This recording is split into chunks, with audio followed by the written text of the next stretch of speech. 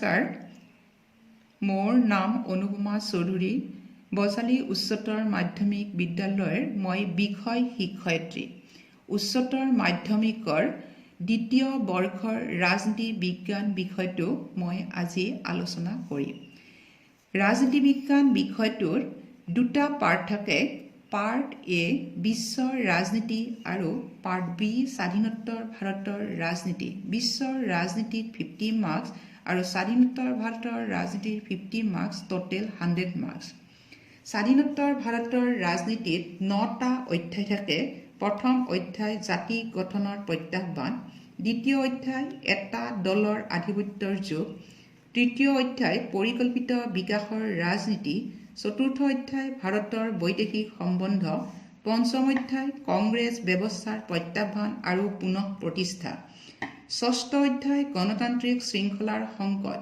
সপ্তম অধ্যায় গণ আন্দোলনৰ উত্থান অষ্টম অধ্যায় আঞ্চলিক আকাংক্ষা নৱম অধ্যায় ভাৰতীয় ৰাজনীতিৰ শেহতীয়া বিকাশসমূহ এতিয়া জাতি গঠনৰ প্ৰত্যাহ্বান অধ্যায়টোৰ ওপৰত থকা কুৱেশ্যন এনচাৰখিনি আলোচনা কৰা হ'ব 1 নম্বৰ প্ৰশ্ন ভাৰতবৰ্ষ কেতিয়া স্বাধীন হৈছিল 1947 চনৰ 15 আগষ্টত দ্বিতীয় প্ৰশ্ন 1947 চনৰ 14-15 আগষ্টত অৰ্থাৎ মাজনিশা দুখন জাতিৰাষ্ট্ৰৰ উৎপত্তি হৈছিল এখন ভাৰতবৰ্ষ আৰু আনখন কি পাকিস্তান 3 নম্বৰ প্ৰশ্ন ভাৰতৰ প্ৰথম প্ৰধানমন্ত্ৰী কোন আছিল পণ্ডিত জৱাহৰলাল নেহেৰু 4 নম্বৰ প্ৰশ্ন স্বাধীন ভাৰতৰ প্ৰথমজন উপ-প্ৰধানমন্ত্ৰী আৰু গৃহমন্ত্ৰী কোন আছিল চৰ্দাৰ বল্লভভাই পেটেল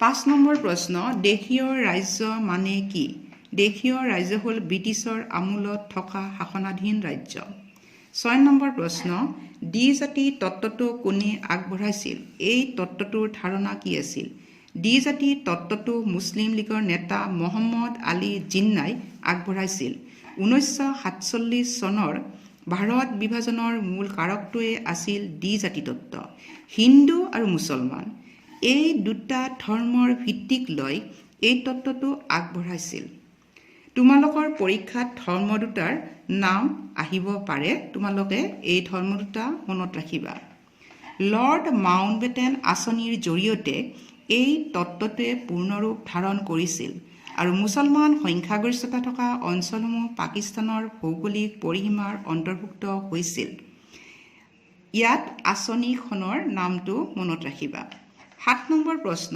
সীমান্ত গান্ধী বুলিলে কাক জনা যায় আব্দুল গফৰ খানক সীমান্ত গান্ধী বুলি জনা যায় সীমান্ত গান্ধীয়ে দ্বিজাতি তত্ত্বৰ বিৰোধিতা কৰিছিল কাৰণ তেওঁ সকলোবোৰ মুছলমান সংখ্যাগৰিষ্ঠ অঞ্চল পাকিস্তানৰ সৈতে সামিল হোৱাটো বিচৰা নাছিল 8 নম্বৰ প্ৰশ্ন সাম্প্ৰদায়িক মণ্ডল বুলিলে কি বুজো ভাৰতবৰ্ষৰ বিভাজন হোৱাৰ সময়ত সম্প্ৰদায়ৰ ভিত্তিত কিছুমান অঞ্চল বিভক্ত কৰা হৈছিল যেনে লাহোৰ অমৃতসৰ আৰু কলকাতাত সাম্প্ৰদায়িক মণ্ডল গঠন কৰা হৈছিল 9 নম্বৰ প্ৰশ্ন স্বাধীনতা আন্দোলনৰ সময়ত মণিপুৰত মহাৰাজা কোন আছিল উত্তৰ মহাৰাজা বোধচন্দ্ৰ 10 নম্বৰ সাৰ্বজনীন প্ৰাপ্তবয়স্ক ভোটাধিকাৰৰ ওপৰত ভিত্তি কৰি ভাৰতবৰ্ষৰ কোনটো অংশত প্ৰথম নিৰ্বাচন অনুষ্ঠিত হৈছিল উত্তৰ মণিপুৰত 1948 চনত সাৰ্বজনীন প্ৰাপ্তবয়স্ক ভোটাধিকাৰৰ ভিত্তিত প্ৰথম নিৰ্বাচন অনুষ্ঠিত হৈছিল 11 নম্বৰ প্ৰশ্ন নিজাম মানে কি বুজা ব্ৰিটিছ শাসিত ভাৰতবৰ্ষত হায়দৰাবাদৰ শাসকক নিজাম বুলি জনা গৈছিল 12 নম্বৰ প্ৰশ্ন কেবিনেট মিছনৰ ওপৰত চমুটকা লিখা 1946 চনৰ 19 ফেব্ৰুৱাৰীত ভাৰতবৰ্ষৰ হাতত ৰাজনৈতিক ক্ষমতা হস্তান্তৰ কৰিবলৈ ব্ৰিটিছ চৰকাৰে ভাৰতত কেবিনেট মিছন গঠন কৰিছিল সেই চনৰে অৰ্থাৎ 1946 চনৰ 23 মাৰ্চত ভাৰতীয় ৰাজনৈতিক নেতাসকলৰ লগত আলোচনা কৰি কেবিনেট মিছনে পৰিকল্পনা প্ৰস্তুত কৰি উলিয়াইছিল কেবিনেট মিছনত লোৱা পৰিকল্পনাৰ প্ৰস্তাৱসমূহ আছিল 1 নম্বৰ ব্ৰিটিছে শাসন কৰা ভাৰত আৰু দেশীয় ৰাজ্যসমূহক সামৰি লৈ এখন যুক্তৰাষ্ট্ৰ গঠন কৰা হ'ব 2 নম্বৰ হিন্দু প্ৰধান দেশীয় ৰাজ্যসমূহ যেনে মাদ্ৰাজ বোম্বাই, মধ্যপ্ৰদেশ, বিহাৰ, উৰিষ্যা আদিবোৰ ক শ্ৰেণীত ভাগ কৰা হ'ব। মুছলমান প্ৰধান অঞ্চলসমূহ যেনে পঞ্জাৱ, উত্তৰ পশ্চিম সীমান্ত, বেলুচিস্তান আৰু সিন্ধু খ শ্ৰেণীত অন্তৰ্ভুক্ত কৰা হ'ব। বংগ আৰু অসম গ শ্ৰেণীত অন্তৰ্ভুক্ত কৰা হ'ব। ক, খ আৰু গ এই তিনিওটা শ্ৰেণীৰ প্ৰদেশসমূহৰ পৰা নিৰ্বাচিত প্ৰতিনিধিসকলে এখন সংবিধান মহাসভা গঠন কৰিব। ৩ নম্বৰ প্ৰস্তাৱটো লৈছিল তিনিওটা শ্ৰেণীৰ প্ৰদেশসমূহৰ নিজা নিজা সংবিধান থাকিব। ৪ নম্বৰ প্ৰস্তাৱ তিনিওটা শ্ৰেণীৰ পৰা অহা প্ৰতিনিধিয়ে ভাৰত যুক্তৰাষ্ট্ৰৰ সংবিধান ৰচনা কৰিব। ৫ নম্বৰ প্ৰস্তাৱ নতুন সংবিধান ৰচনা নোহোৱালৈকে ভাৰতৰ প্ৰধান ৰাজনৈতিক দলসমূহৰ প্ৰতিনিধিক লৈ অন্তৰ্বৰ্তীকালীন চৰকাৰ এখন গঠন কৰা হ'ব। ১৩ নম্বৰ প্ৰশ্ন ভাৰতৰ শেষৰজন ভাইচৰয় কোন আছিল? লৰ্ড মাউণ্ট বেটেন ১৯৪৭ চনত। ১৪ নম্বৰ প্ৰশ্ন দেশ বিভাজন প্ৰক্ৰিয়াত দেখা দিয়া সমস্যাবোৰ কি কি আছিল? উত্তৰ ১ নম্বৰ ব্ৰিটিছসকলে শাসন কৰি থকা সময়ত ভাৰতবৰ্ষৰ কোনো এটা বিশেষ অঞ্চলত মুছলিম সংখ্যাগৰিষ্ঠতা নাছিল, কিন্তু ভাৰতবৰ্ষৰ পশ্চিম আৰু পূব অংশত মুছলিমসকলৰ বসতিৰ ঘনত্ব অধিক আছিল। সেয়েহে পূব অংশ আৰু পশ্চিম অংশৰ মাজত পোনপটীয়াভাৱে সংযোগ ৰক্ষা কৰিবলৈ জটিল হৈছিল। তথাপিও পুৰণি ভাৰতবৰ্ষ বিভাজন কৰা সময়ত পশ্চিম পাকিস্তান বৰ্তমানৰ পাকিস্তান আৰু পূব পাকিস্তান বৰ্তমানৰ বাংলাদেশ এই দুয়োটা অঞ্চলকে পৃথক কৰি বৰ্তমানৰ ভাৰতবৰ্ষ গঢ় দিছিল। দ্বিতীয় সমস্যাটো হৈছিল মুছলিম সংখ্যাগৰিষ্ঠতা থকা সকলো অঞ্চলেই পাঞ্জাৱৰ অন্তৰ্ভুক্ত হ'ব খোজা নাছিল। উত্তৰ পশ্চিম সীমান্ত প্ৰদেশ পাকিস্তানৰ অন্তৰ্ভুক্ত নহ'বলৈ সীমান্ত গান্ধীয়ে প্ৰতিবাদ কৰিছিল। তৃতীয় সমস্যাটো হৈছিল বেংগল আৰু পঞ্জাৱ এই দুখন প্ৰদেশক কেন্দ্ৰ কৰি। এই দুখন প্ৰদেশক মুছলমান সংখ্যাগৰিষ্ঠ প্ৰদেশ হিচাপে গণ্য কৰা হৈছিল যদিও ইয়াৰ বহু অঞ্চলতে অমুছলমান লোক বাস কৰিছিল। ৪ নম্বৰ সমস্যাটো হৈছিল ধৰ্মৰ ভিত্তিত দেশ বিভাজন কৰাৰ বাবে। কাৰণ বহুতো হিন্দু বা শিখ সম্প্ৰদায়ৰ লোক পাকিস্তানত অন্তৰ্ভুক্ত হৈছিল আৰু বহুতো মুছলিম লোক ভাৰতত অন্তৰ্ভুক্ত হৈছিল, যাৰ ফলত তেওঁলোক নিজ দেশতে বিদেশী যেন অনুভৱ হৈছিল। ১৫ নম্বৰ প্ৰশ্ন দেশ বিভাজনৰ পৰিণতি বা ফলাফলসমূহ কি আছিল? ১ নম্বৰ ভাৰতবৰ্ষ আৰু পাকিস্তান দুয়োখন দেশতে সংখ্যাগৰিষ্ঠ সম্প্ৰদায়ৰ লোকসকলে সংখ্যালঘুসকলৰ ওপৰত অত্যাচাৰ চলাইছিল। বহুতো সংখ্যালঘু লোকৰ মৃত্যু হৈছিল, তেওঁলোকৰ সম্পত্তিও লুণ্ঠন হৈছিল, আনকি নাৰী নিৰ্যাতনো চলাইছিল। ২ নম্বৰ দেশ বিভাজন হোৱাৰ ফলত ভাৰত আৰু পাকিস্তানৰ সীমা নিৰ্ধাৰণৰ ক্ষেত্ৰত স্পষ্ট হৈ উঠা নাছিল। সেয়েহে জনসাধাৰণবিলাকৰ মাজত এনেকুৱা বিভ্ৰান্তিৰ সৃষ্টি হৈছিল যে আচলতে তেওঁলোক ভাৰতৰ বাসিন্দা নে পাকিস্তানৰ বাসিন্দা হ'ব। সীমাত থকা জনসাধাৰণখিনিয়ে নিৰাপত্তাহীনতাত ভুগিছিল।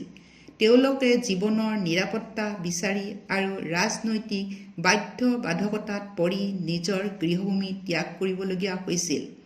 এই গৃহহীন লোকবিলাক শৰণাৰ্থী হৈ পৰিছিল। ৩ নম্বৰ দেশ বিভাজন হোৱাৰ লগে লগে সম্পদৰো বিভাজন কৰিবলৈ চেষ্টা কৰা হৈছিল। বহুদিন এটা প্ৰশাসন ব্যৱস্থাৰ অধীনস্থ হৈ থকা দেশখন দুভাগ হোৱাৰ লগে লগে চৰকাৰী কৰ্মচাৰীসকলক আৰু চৰকাৰে ব্যৱহাৰ কৰা চকী, মেজ, কিতাপ-পত্ৰ, টাইপৰাইটাৰ বা অন্যান্য সম্পদবোৰ ভাগ বিতৰণ কৰাৰ ক্ষেত্ৰত জটিল হৈ পৰিছিল। ৪ নম্বৰ ভাৰতীয় জাতীয় কংগ্ৰেছে দ্বিজাতি তত্ত্বটো বিশ্বাস কৰা নাছিল যদিও এই তত্ত্বটোৰ আধাৰতে দেশ বিভাজন হৈছিল। সেয়েহে ভাৰতবৰ্ষত হিন্দু সাম্প্ৰদায়িক শক্তিৰ উত্থান ঘটিছিল যদিও সংবিধানে ধৰ্ম নিৰপেক্ষ নীতি গ্ৰহণ কৰিছিল। ১৬ নম্বৰ প্ৰশ্ন ১৯৪৭ চনৰ ১৫ আগষ্টৰ ভিতৰত কোনকেইখন ৰাজ্য ভাৰতবৰ্ষৰ লগত চামিল হোৱা নাছিল? চামিল হোৱা মানে লগ হোৱা। জুনাগড়, জম্মু কাশ্মীৰ, হায়দৰাবাদ আৰু মণিপুৰ ভাৰতবৰ্ষৰ লগত চামিল হোৱা নাছিল। ১৭ নম্বৰ প্ৰশ্ন পুৰণি হায়দৰাবাদ বুলিলে কোনকেইখন ৰাজ্য অন্তৰ্ভুক্ত হৈছিল?